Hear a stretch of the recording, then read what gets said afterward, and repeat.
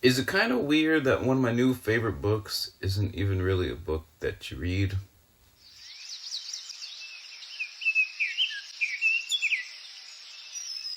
Hey, what's going on, everybody? Justin here, and in this video, I just want to do a quick rundown, I think, of the 7 books that I received over the month of December, mostly as Christmas gifts and things like that. I got one really exciting one for the end that's going to take like a second to explain, because it's kind of really not a book you read or anything, but it's definitely going to be like probably my top 3 books of all time. So, let's just go ahead and get started. I only have one fiction book and no history books. So that's kind of weird. They're all nature books except for that one. So let's just go ahead and get started with that. And it's The Hobbit by Jared Tolkien. But this is like a cool illustrated version by Jemima Catlin. It's just got really cool stuff, as you can see, like kind of scattered throughout the entire book. Like Bjorn's Hall and stuff like that. I already read it, like, as I usually do a reread either in like November, December of something Tolkienish, and I decided I was stressed out, so I wanted something nice like The Hobbit. I just really enjoy it, so that's why I do it. And over there, once I have like a full shelf, I'll have like my Tolkien collection kind of going. I've got like 10 books like right now ish, a dozen, I don't know, something like that. But I'll probably do a library tour like at some point someday. I've said that about 100 times on the channel, so just take that with a grain of salt. But let's go ahead and go on to the next 2. I told everybody I want to start being more serious with my bird watching. I've always done a lot of nature-y stuff and identifying things, but for some reason, like, birding was just like one of the ones that I never really took a lot of effort in, besides like the kind of more obvious ones and the ones like right around like my house and everything. So I was like, I'm gonna actually try to take it kind of seriously, maybe actually go to some like birding hotspots in like New England and whatnot.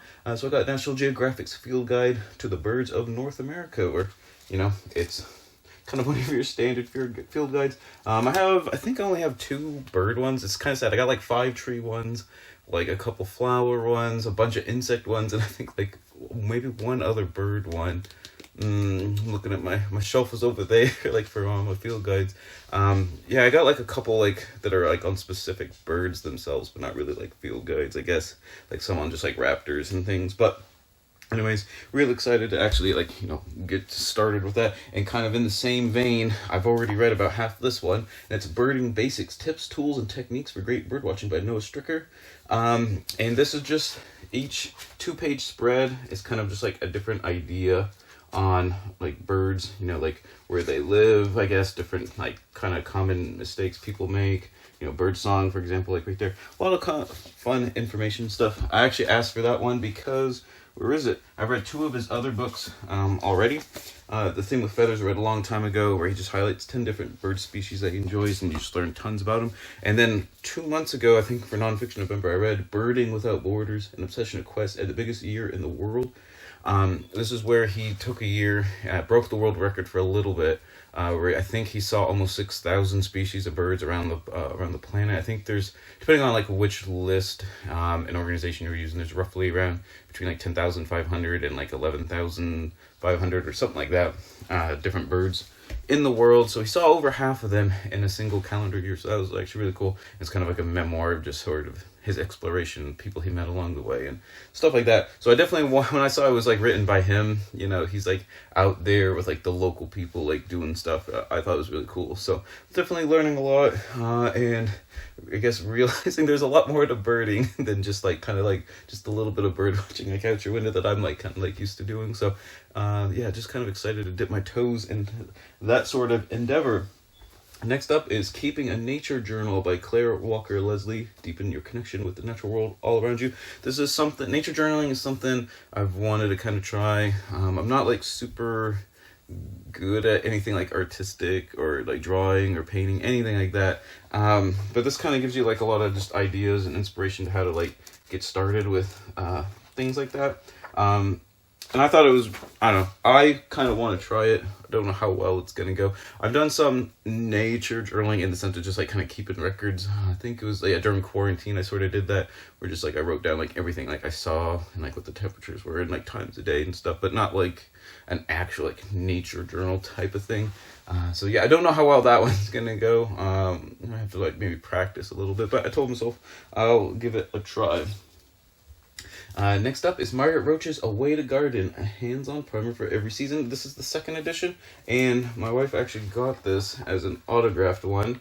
For those who don't know, Margaret Roach has a really good podcast called A Way to Garden, and it's, I think, basically the only podcast that I listen to. She's just super friendly. It's just like super cool, like down to earth advice and stuff. We have 3 gardens around the house usually. We got like usually a wildflower garden, kind of a more structured flower garden, and then a big vegetable garden and stuff. So definitely like learning about like landscaping and gardening and tips like that. And when I found out, I mean, I kind of knew she had a book, but when I realized like she had like a new edition and stuff, I was like, yeah, I want that, and I ended up getting it. So I'm really excited about that one. Next up is probably one of the biggest books I own now. I got 2 left here. Yeah, I want to say I got a bunch of big books up here. That's why I'm like looking up here. I want to say this is probably my biggest book at the moment, or it's at least like pretty much tied for first. It's The Birds of Maine by Peter Vickery.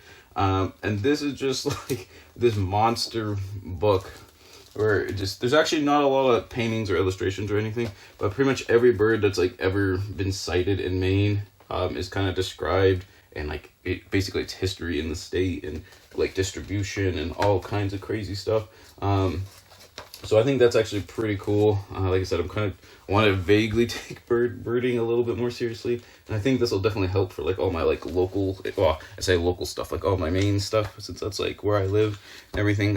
But yeah, just like a lot of like sciencey information and everything on like where to like try to find them and things like that. So really excited for that. I'm not exactly 100% sure where I'm going to put this one. This one almost was like just a nice book to display too, but yeah, it doesn't actually fit on these shelves, because like when I built them, I was trying to like get as many books as possible, so I didn't actually make the shelves like a standard like 12 inches or whatever.